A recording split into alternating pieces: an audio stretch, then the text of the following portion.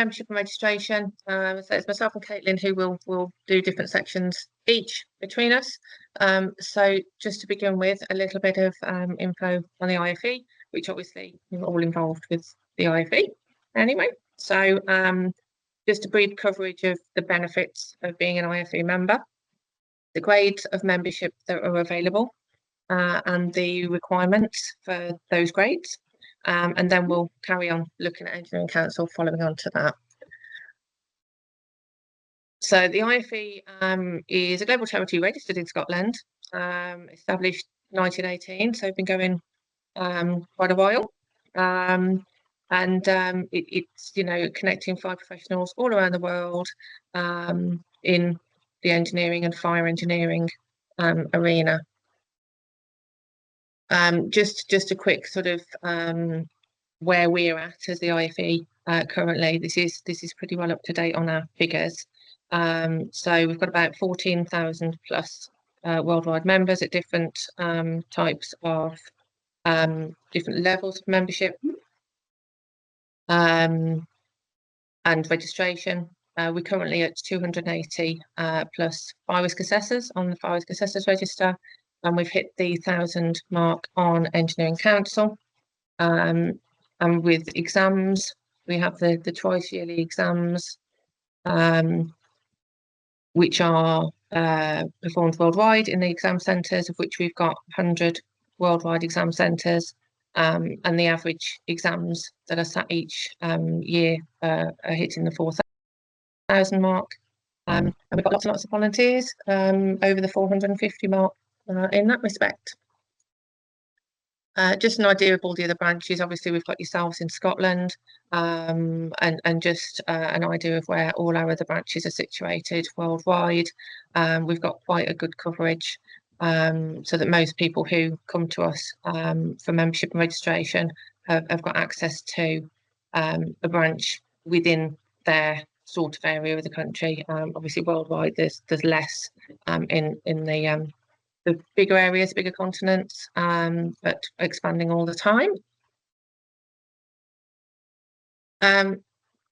IFE membership, we have all the benefits that are detailed on the website for everyone to see, to sort of, you know, sell to all our prospective and regrading members that we provide, as well as the access to the online journal and the CPD hub, as well as all your support from the branches and CPD events. There's advantages for enhancing your careers, employability, aiming for higher earning potential, among the other things that are listed on the slide. And all the members have access to the My IFE account. So it's been nicely updated on the new website. So it's we think it's nice and easy to sort of find your way around, updating personal details and accessing a majority of the member benefits is done through the My IFE. So the CPD hub, for example, is accessible through there, and all the applications for direct online applications that are done directly through headquarters are accessed through My IFE. The applications that come through the branches come through by email, they come through manually, so are accessed slightly differently and processed by our colleague Jackie in a slightly different manner. But a majority of other things, once people are on board with us, are within the portal. And this is just a quick summary of the different levels of membership and the requirements for each of the different grades. The requirement for experience is indicative. So where it's mentioning, for example, at least 2 years experience for technician, it is an indicative length of time. And it depends on the experience that you've gained as well as the length of experience. If an applicant's already got a fire engineering qualification or fire related qualification, it may be that they're eligible to go straight in at a graded level of membership rather than coming in at affiliate. And the team in the office here, the whole team, not just myself and Caitlin, are always happy to review qualifications and CVs to see where people are sat currently, as far as where they can apply for membership, as well as having obviously the branches with all the information that the branches provide, as well as the website. I'll pass on to Caitlin, and she'll start covering Engineering Council. So professional registration is recognition through membership of a relevant professional engineering institution, such as the IFE. And this is where an individual's competency has been assessed and they have attained the standard required. It's open to any competent practicing engineer or technician, and there is 3 different levels of registration. The IFE is licensed by the Engineering Council to recommend fire professionals for registration. So this is a brief overview of the explanations for each registration option. They're quite broad, however, they do give you a good idea of where you may sit and where your experience aligns with each kind of professional registration.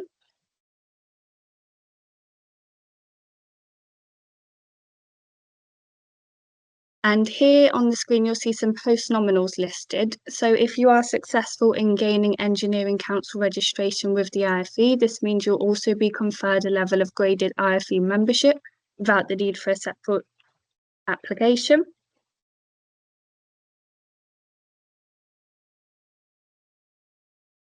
So how do we assess your application? So this is based on your academic qualifications, your professional review report, the professional review interview, and also your commitment to CPD.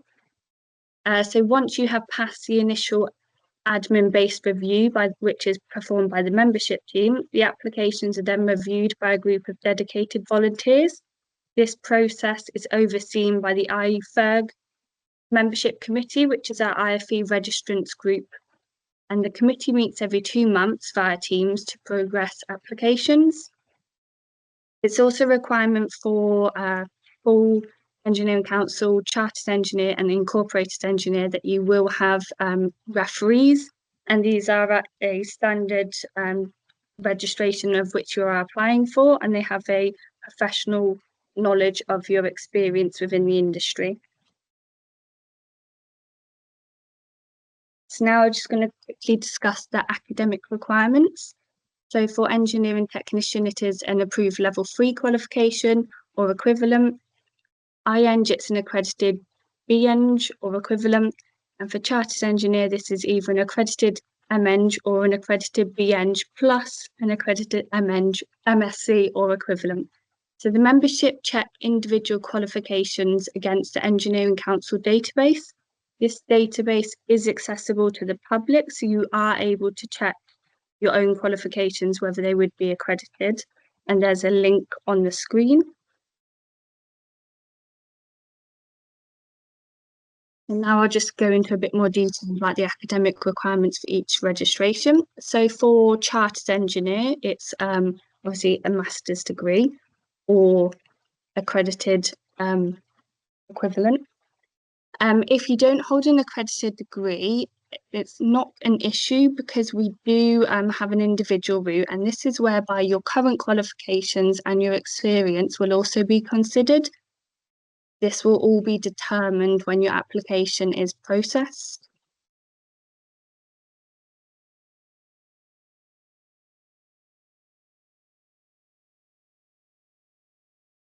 And then the academic requirement for incorporated engineer is an accredited BEng.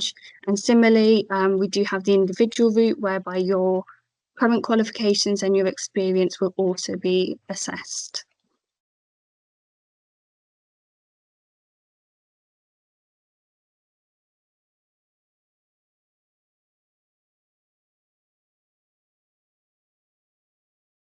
Now we do have interim chartered engineer and incorporated engineer registration. So this is an option for when applicants do not have the yet required experience, but they do hold a necessary qualification. If you are successful in gaining interim registration, then your qualification will be assessed and this will be banked so that if you do decide to apply for full incorporated engineer or chartered engineer, then your application will proceed via the standard route and you will not need to undergo that academic assessment. So all of these processes are a manual application form and they're available on our website, and they will be downloaded, completed and sent to us via email, and our email would be the NC one.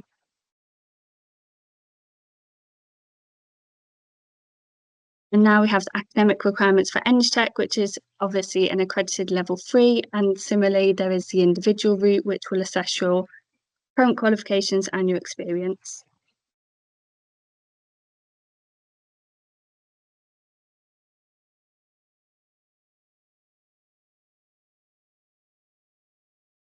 So as I mentioned before, if you don't have an accredited qualification, then you will just follow the individual route, whereby your qualifications and experience are assessed. It may be decided that your qualifications are of equivalence to the required standard, or that you may need to submit a technical report route. Pop up the academic side of your application. This pop-up of the technical report is only available for full iEng and full CEng applications.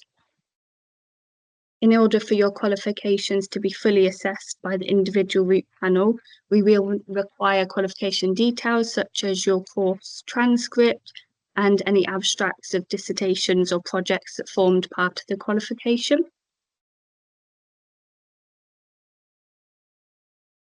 Just a bit more detail regarding the technical report route. So if it has been determined by the IRP that a technical report route is required, you will follow the 3 stages which are detailed within the slide.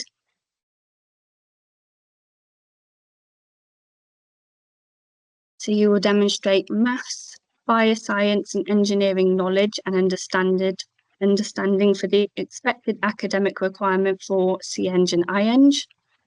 And this report is usually based on an investigation or a project in which you have been involved.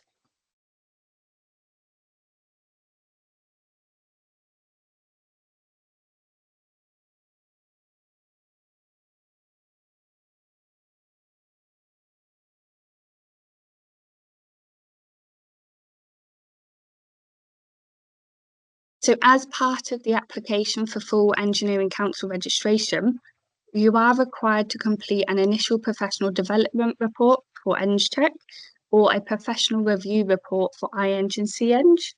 You'll find all the information on the A to E objectives within the UK spec.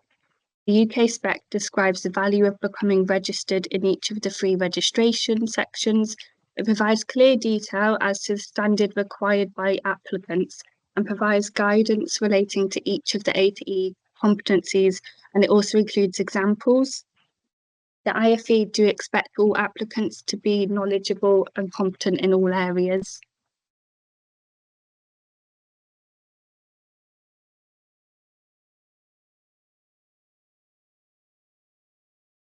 So planning ahead with your application, we always recommend that you familiarise yourself with the competencies set out in the UK spec. You plan your projects and experience and exposure to ensure that you've filled in all of the gaps. Absolutely look at the guidance documents which are available on our website, and then you'll also be compiling your CPD log, ensuring that you've provided detailed learning outcomes. So by referring to the UK spec and reading through this document, you'll be able to target your experiences to each of the competency requirements.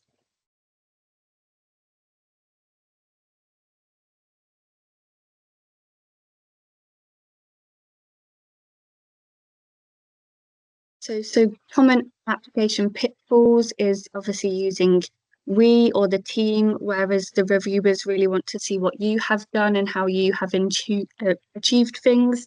Not reading the guidance document and also not understanding the UK spec.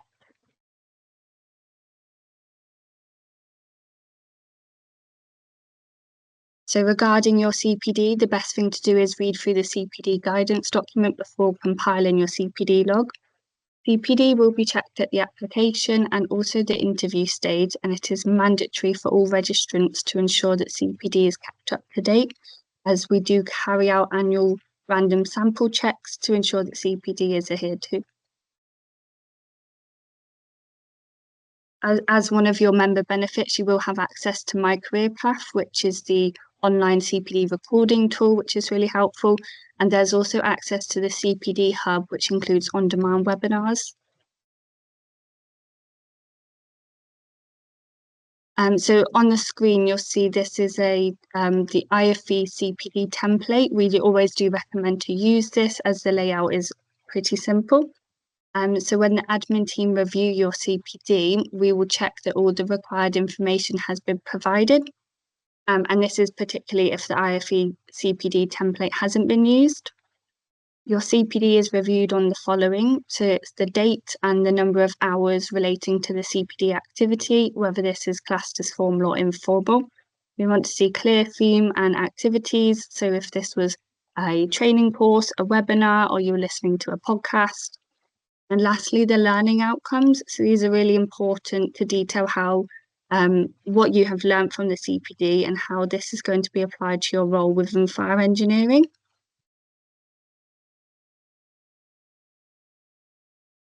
I'll hand you back to Nikki now. So the next few slides are going to cover the top 10 tips as detailed on the slide. And this is all relating to the IPD or professional review report that forms part of the application process for the three engineering council registrations. So for EngTech, it's called an IPD report.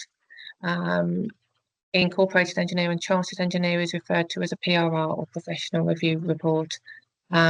This is where there are A2E objectives which have to be responded to. All of the objectives need to have a response, and this part of the application is designed to give you the chance to show off your competencies, knowledge and skills in the fire engineering industry to the reviewers.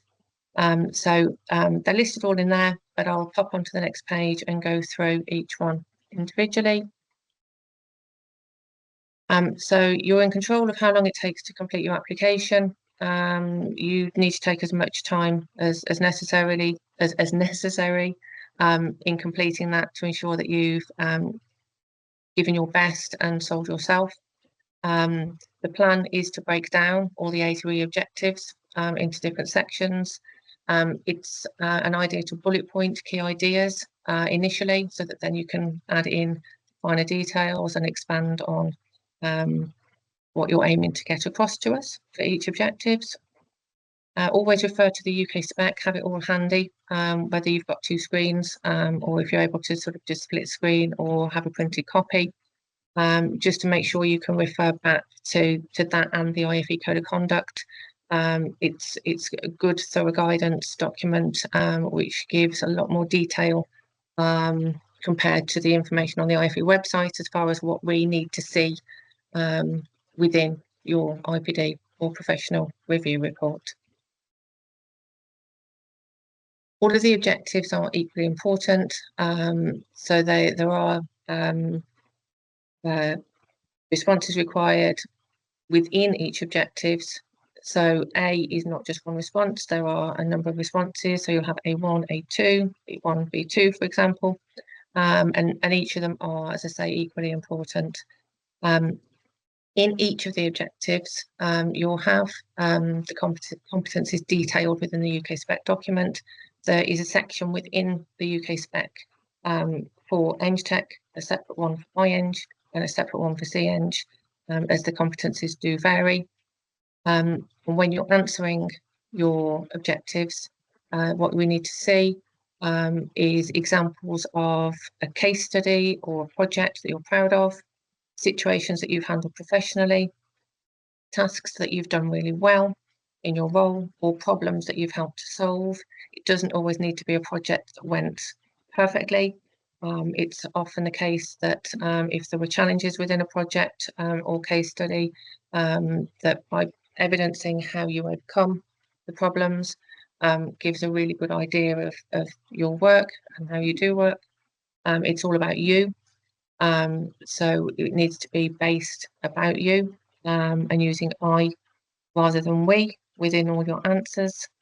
You'll find that some of the examples of career episodes that you might choose to use within the responses will fit into more than one area.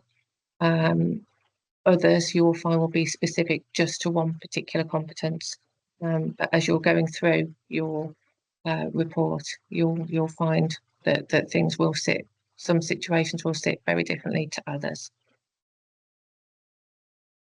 So there's the 5 objective areas, knowledge and understanding. So this is where you need to show how you've used your knowledge of fire engineering techniques or procedures and fire science principles to a situation or task. For design, development and solving engineering problems, in objective B, you will need to explain different ways in how you've applied your knowledge into a task or project. Section C, responsibility, management and leadership. In here, you will need to evidence what you did in order to plan and manage your work, as well as managing and planning the work of others effectively and efficiently. Communication and interpersonal skills. This is where you'll give examples of your people skills, working with others constructively, presenting ideas and proposals effectively, and acting on the awareness of diversity and inclusion issues. And the final one, E, being professional commitment. Your application must give examples of your professional and ethical behaviour. They should demonstrate how you comply with the IFE Code of Conduct, recognise your obligations to society, carry out your CPD, your continuing professional development, and how you uphold ethics.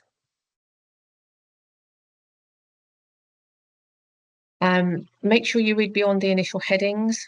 This is a snippet from the UK spec document. And as I say, there's a section for each of the registration that you apply for. And there's examples for each of the objectives. But look at the verbs as clues as what you'll need to demonstrate. So the bits that are circled on the sample within the slide. You need to be methodical and use the keywords of each section to help you. In each section, you'll see the competence requirements as well as examples of how they can be evidenced. So it's really useful because everyone's experience in fire engineering is different within different roles. We don't want you to be brief. We need detailed episodes of a situation, task, or a problem, and information as to how you met each of the competencies. So as a guide, we would suggest that you aim to use 2 to 3 examples for each of the competencies. You can use the same career episode as many times as it gives you the evidence that you need.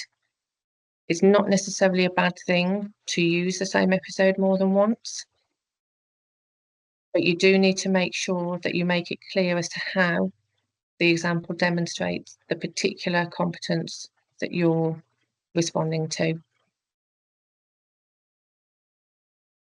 As I said a couple of minutes ago, use I rather than we in all of your responses to all of the objectives so that you're taking ownership for what you've done. The majority of your examples should be individual examples, but when you've taken action or used your knowledge to support others, you can use those too, but you just need to make sure that you explain your personal involvement. If something was completed in partnership with others, you need to highlight your role within it and not highlight the role of the others that were involved. And finally, on this one, don't be afraid to show off. It is about you. You're selling yourself, your knowledge, your expertise. But always make sure that you're being accurate and truthful in your responses.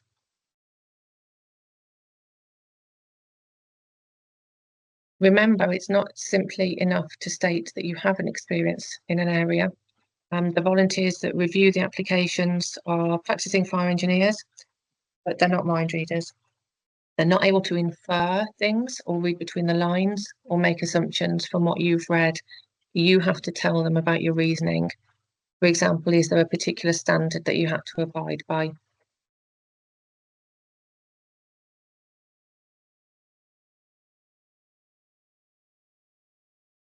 So after you've been through the why you chose the solution, you'll need to include the how.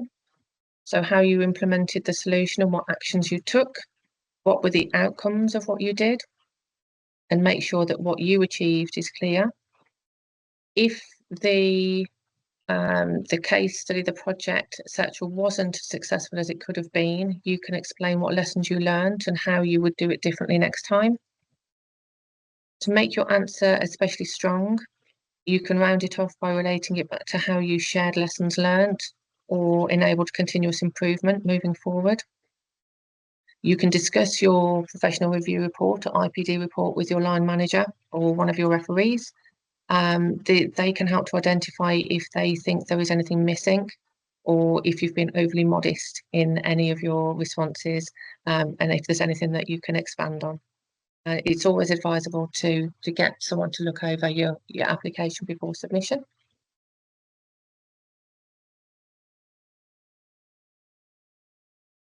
You need to show that you're aware of diversity and inclusion and ensure that you've provided evidence of awareness of diversity and inclusion issues.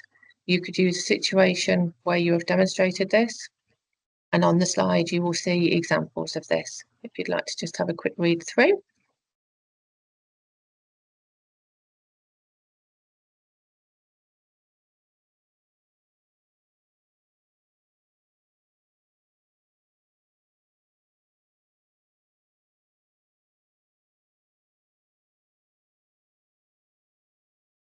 So in section E4, you'll be talking about your commitment to CPD.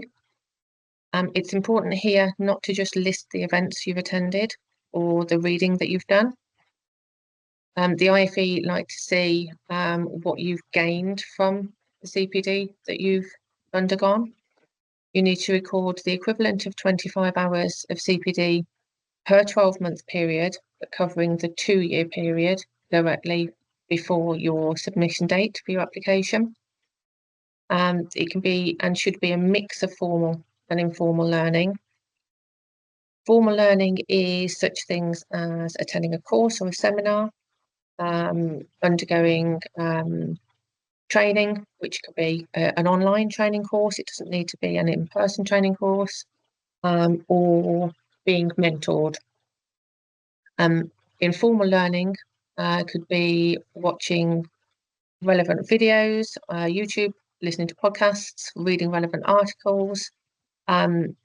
These examples are not exhaustive. You will find further information on what can be used as CPD in the CPD guidance on our website. The IFE take an annual sample of CPD from Engineering Council registrants as part of its licensing agreement. And to assist you in maintaining your CPD, we offer My Career Path, which is a CPD recording tool, which is in conjunction with the Engineering Council. The intention behind CPD sampling is not to police registrants, but to encourage a culture in which registrants will naturally engage in CPD and take ownership of their own learning and development.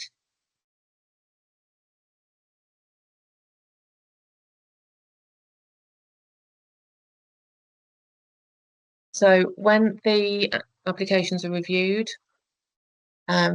referring to ethics at this point, the reviewer will need to see that you understand the relevant codes of conduct and you can explain why they're necessary and how you adhere to them. This will be all done through the objectives E1 to E5. The professional standards relevant here are the ethical values that you commit to society, the environment and the engineering profession, and not the British standards or legislations.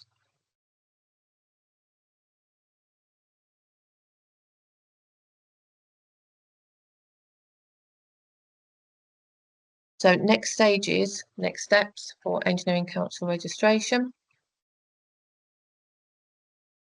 The website link that you see there will provide more detail on registration requirements.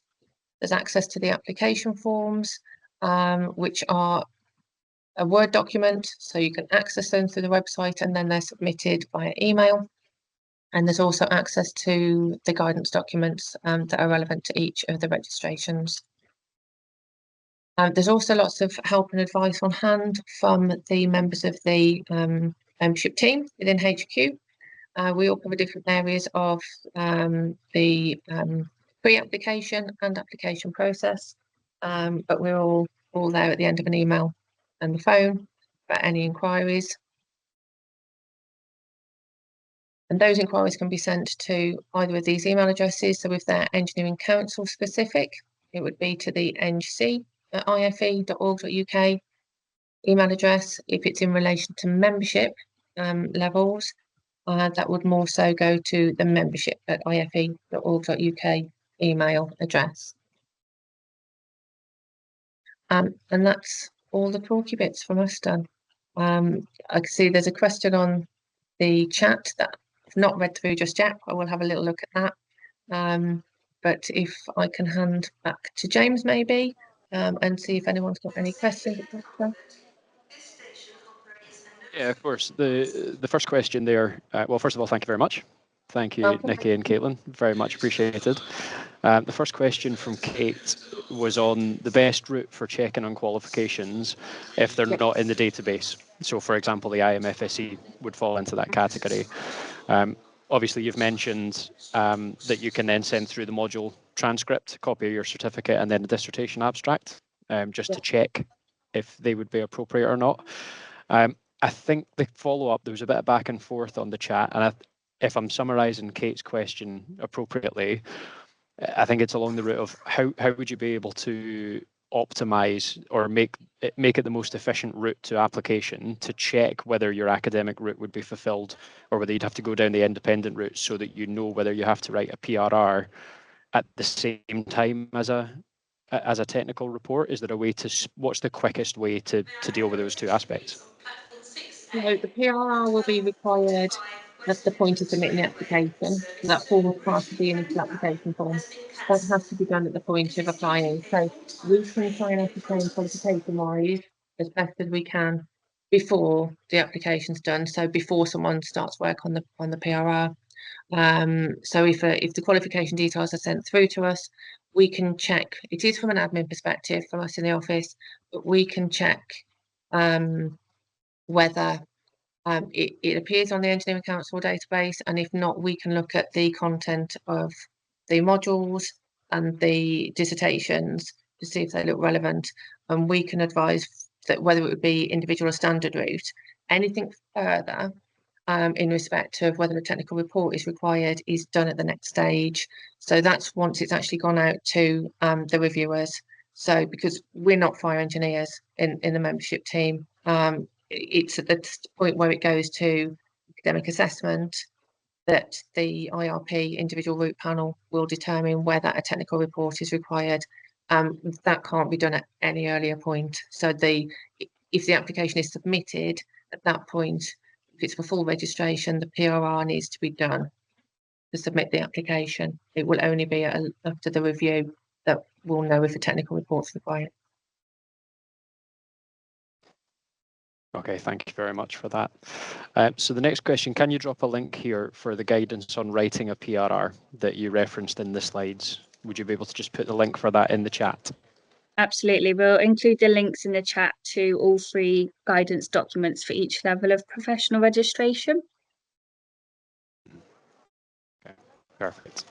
And are there any examples using the current PRR format that can be shared with the group, or is there a link to any examples? So there isn't necessarily any examples. There is a small snippet within the Chartered Engineer PRR guidance document, which does show kind of a breakdown of a report and how it should be laid out, and how, you know, it does give a good base of an idea of how it can be sufficiently answered. Okay. I think a couple of these questions that they are all quite connected to that PRR. Can you give some guidance on how to identify topics for the technical reports, and or do you have any example technical reports to allow people to understand the level of detail required? So similar to the PRR in that regard. With the technical reports, it would more be at the point of if someone is told that they need to do a technical report, it will be from that stage on that colleagues in a different area of the team who deal with the review process onwards, they will contact and say, right, it's undergone academic assessment. You are going to need to submit a technical report in order to progress. And it's from that point that they will be able to provide further information on the requirements. As far as topics, it's really difficult to give a topic because fire engineering is so broad that, you know, we've got people from every avenue of fire who may be applying for registration. So being specific in what topics to use is really difficult. But there is further information provided at that point. It's not something that we generally make available before anyone gets put to a technical report because it's not relevant for everybody. It's only a small proportion of people that will be asked to do a technical report. What we do though is we only ask for a technical report proposal in the first instance. So we don't instantly expect a full technical report to be sent through to us. So technical report summary, if you like, will come through to us. That will go back to the reviewers. They will look at that, and if they're happy with the proposal, then they'll go back and ask for it to be expanded on into the full report. If it's not quite what they're after, they will provide feedback, and they will sort of say it's not quite there, or can you sort of look at maybe a different topic or a different angle, or include this, that, or the other. It is all dependent per applicant and per proposal that we receive, but there will be, if it's not quite what we want, we won't just return it back without any feedback. There'll be advice on what needs to be done. Thanks, Caitlin. Do you mind if I just quickly follow up on that? Just I suppose the background to the question is that we don't have loads of people go through that route. And what it means is when people sort of chat to us about, you know, I need to do this technical report, can you help me figure out, like, it's just like the level it needs to be at, like how detailed does it need to be, what type of things have people done before? And it's much easier to give people kind of progressing through that route advice on like what to put in their PRR, for example. But I guess we just feel a little bit unclear about exactly the level the technical reports to be at, just because it doesn't happen that often. So I'm trying to look for any way that we can sort of support people through that writing a technical report process, even like previous examples of topics or abstracts, anything like that that could just give an indication on the level of sort of technical required. I will need to take that away, to be honest, and have a chat with some of the other colleagues in the team and the senior team members, just sort of to see what, if anything, can be made accessible. So because it is the smaller proportion of applicants that are required to do a technical report, it isn't something that is made available on the website, even in as much as a technical report guidance for engineering count. Totally. It's about, and for us, it's kind of about helping people remove that like fear factor. Like, I see a lot of people say, oh, you need to write a technical report, and you can see it gets people like really anxious, worried, they don't really know what to do. And that we have seen people then sort of go down routes of progressing with other institutions and simply for that sort of fear of the unknown. So that's the reason for the question, is like anything we can do to support people through that.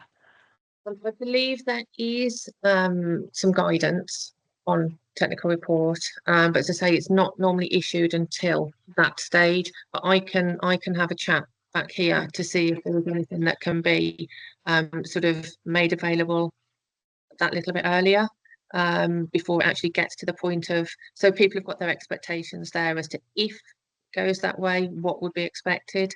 So I'll certainly have a chat about that and see if we can get something more accessible. Thanks.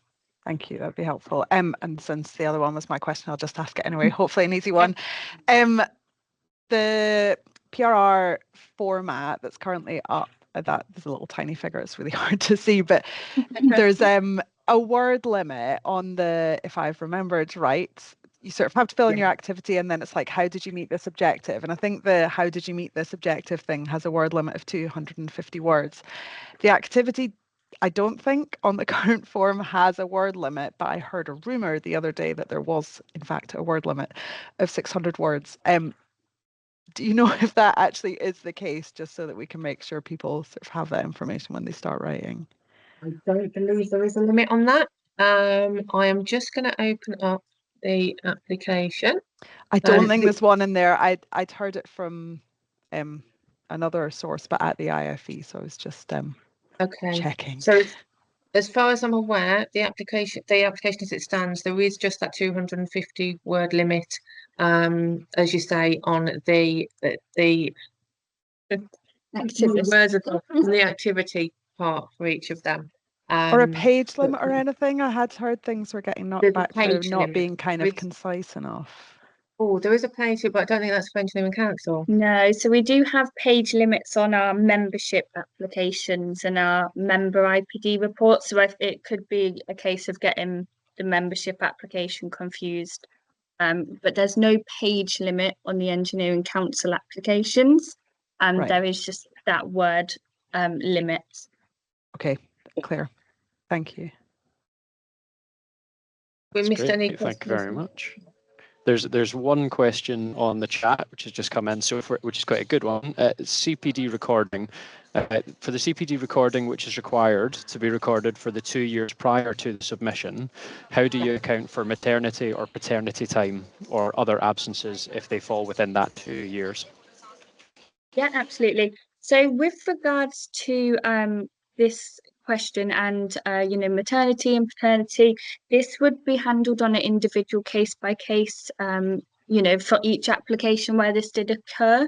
It would usually be that we would, initially we would ask for your CPD, any CPD that had been completed within that 2-year period. And then that information would go away to our senior management, and that's where they would consider the circumstances surrounding this, and obviously there is exceptions such as maternity leave and paternity leave, or even long-term illness and such. So there is we do have a process in place, but this is catered to each individual application where this does occur. Excellent, thank you very much. There's no more questions on the chat, but if anyone wants to raise a hand or ask a question directly, absolutely feel free. And failing that, we could probably draw it to a close. All right, no other questions. Thank you very much to everyone for attending, and thank you, Caitlin and Nikki, for presenting today. I found that really useful. Hopefully everyone's found that useful as well. You're welcome. Thanks, James, Kate, and everybody else who's on. Thank you, everyone. And like we said, we'll put the links in the chat along with our email addresses, so we can be reached there. Perfect. Thanks, everyone. Thank you. Bye.